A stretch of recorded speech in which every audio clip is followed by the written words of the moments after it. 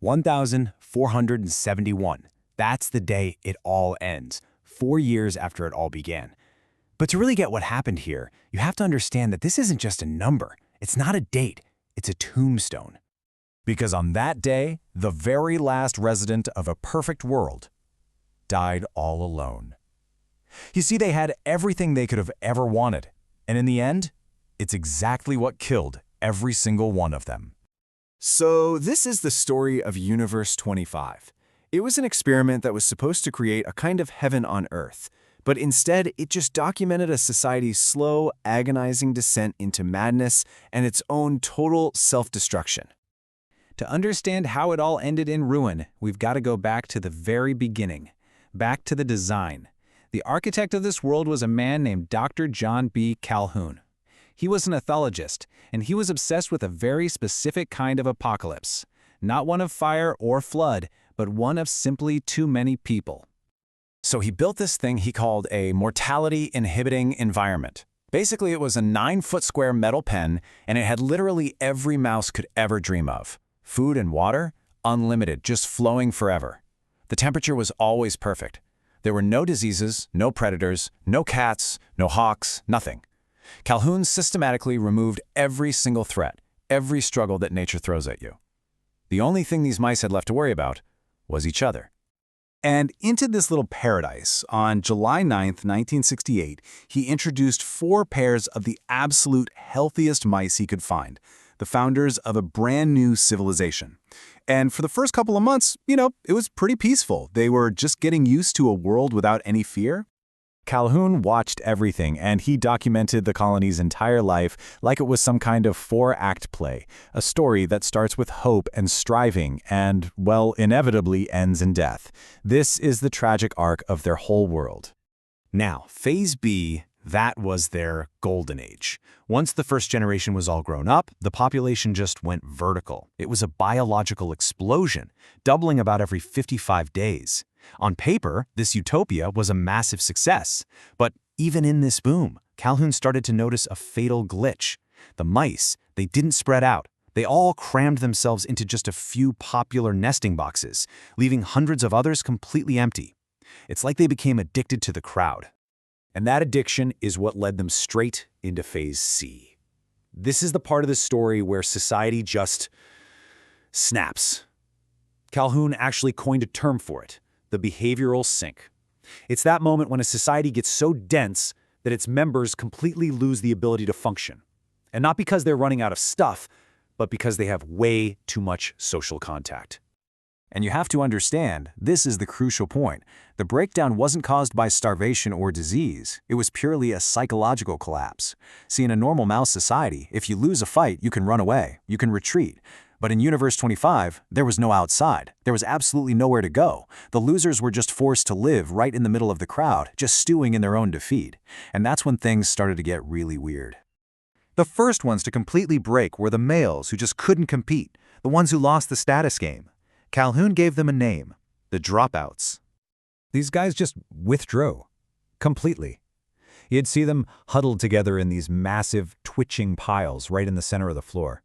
They didn't breed, they didn't interact, they just sat there. Until, every once in a while, one would just erupt in this spasm of totally meaningless violence against another mouse, and then just fall back into a stupor. And then, on the other end of the spectrum, you had the total opposite of the passive dropouts. These were the hyper-aggressive, hypersexual males that Calhoun called the probers. At this point, the social breakdown was total. These mice abandoned every normal behavior.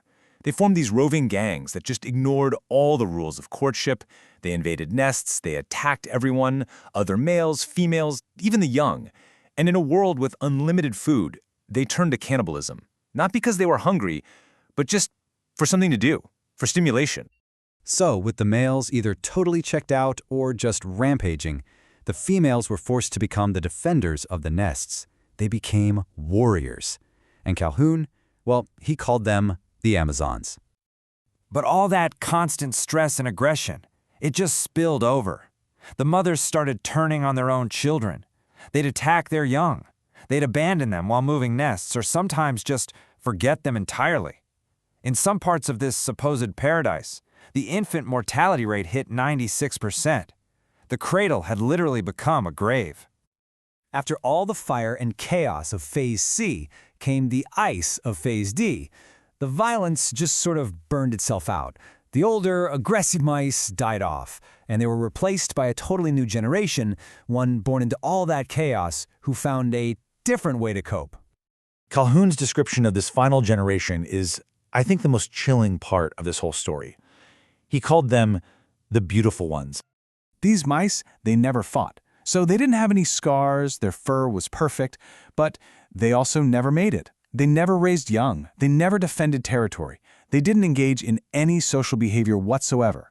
Their entire existence was just reduced to this simple, narcissistic loop: eat, drink, sleep, groom. They were like ghosts haunting a dying city. And this was the point of no return. On day 920, the very last mouse in Universe 25 was conceived. After that, nothing. The beautiful ones and the few traumatized females that were left just lost the will to continue. And remember, there was still food, still water, still plenty of space. The population peaked at 2,200, way below the 3,840 capacity. But it didn't matter. The spirit of the species was already gone. Now, it's easy to dismiss all this as just a strange, disturbing story about mice.